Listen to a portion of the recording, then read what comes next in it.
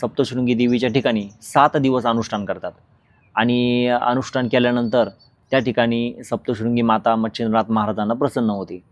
ज्यावेळेस देवी प्रसन्न झाल्यानंतर सप्तशृंगी आई मच्छिंद्रनाथ महाराजांना विचारते की व तुझ्या मनात काय काय हेतू म्हणून तू हे अनुष्ठान केलंस।